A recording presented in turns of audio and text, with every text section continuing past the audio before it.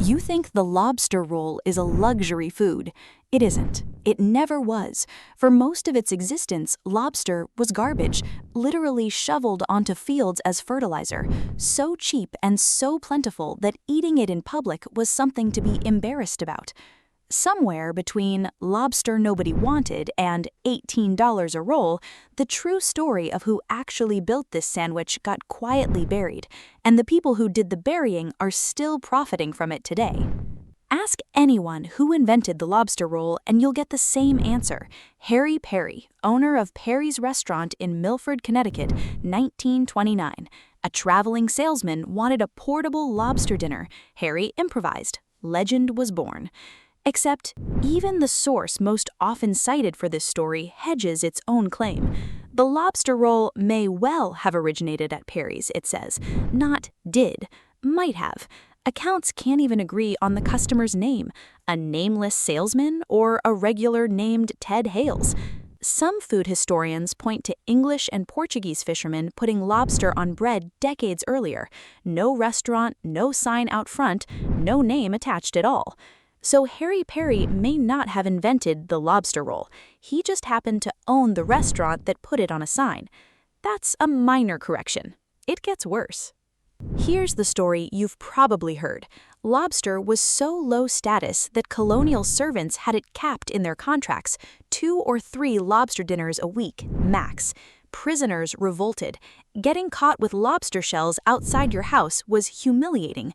It's a great story. It's also mostly undocumented. No surviving contract, court record, or ordinance has ever turned up to back it.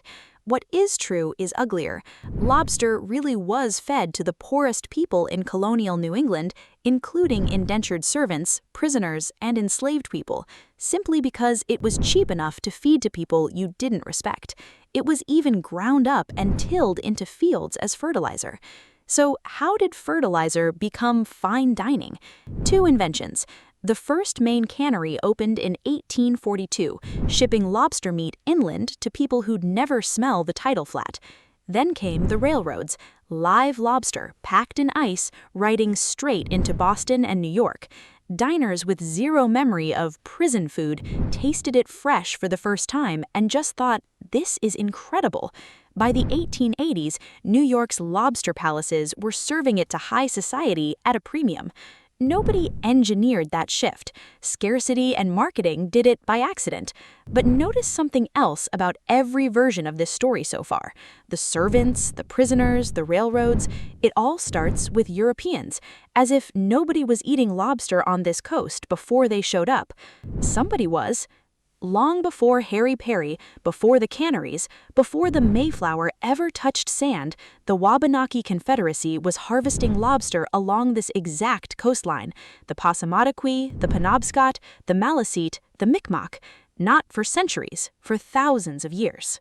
They didn't just eat lobster. They knew it. When it molted, where it moved with the seasons, how to bait a trap so the population held steady instead of collapsing, the way it nearly did during the canning boom. That knowledge anticipated principles the modern regulated fishery only formalized centuries later. You will not find a single one of these names in a lobster roll origin story or on a menu boasting authentic New England heritage. And this is an ancient history that simply got lost. The people who helped build the knowledge this fishery depends on are still fishing these same waters, and for most of the 20th century, they were locked out of the industry itself. Locked out by law. That law had a name attached to it. In 1993, a Mi'kmaq man named Donald Marshall Jr., already known nationally for a wrongful murder conviction he'd served 11 years for, caught and sold eel off Nova Scotia without a Canadian license. He was arrested and convicted twice.